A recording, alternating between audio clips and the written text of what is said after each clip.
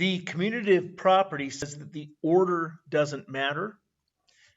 The associative property says that your friends don't matter. So let's look at the commutative property of addition, which simply says that 3 plus 5, which is 8, is the same thing as 5 plus 3. Commutative property of multiplication would say that 3 times 5 is exactly the same as 5 times 3. And this works with variables too. So if you've got 3a, that's going to equal the same as a times 3. And that would actually be multiplication.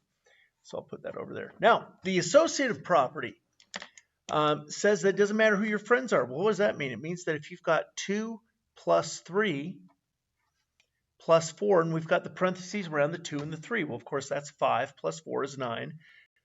The parentheses don't matter which numbers are being parenthesized. So this would be 2 plus 3 plus 4. Here you've got the parentheses around the 2 and the 3. Here you've got around the 3. Parentheses here is around the 2 and the 3. Here it's around the 3 and the 4. Doesn't change the answer. The same is true for multiplication. 2 times 3 times 4, which is 24, is going to be the same thing as 2 times 3 times 4. In both cases, the answer would be 24. So now let's look at some examples. Suppose the question is what properties are being used here? Well, if you've got 3n times 8 equals 3 times n times 8, here you've got the orders, the numbers are in the same order, but they're associating differently. So this would be the associative property of multiplication, because that's what you're using here. Now in this case, you could actually have two properties in one. Here you've got 3 times n times 8 is equal to 3 times 8 times n. So in this case, you've got the 3 and the n are associating. Here, the 8 and the n are associating. So what you've got is the associative property of multiplication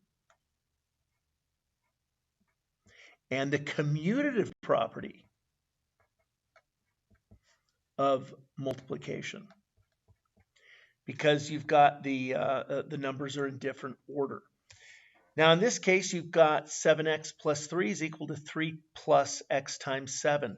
So here the 3, if you notice, the 3 is in a different order. So this is going to be the commutative property of addition and the commutative property of multiplication. 7x is the same thing as x times 7. So it'll be also the commutative property of multiplication.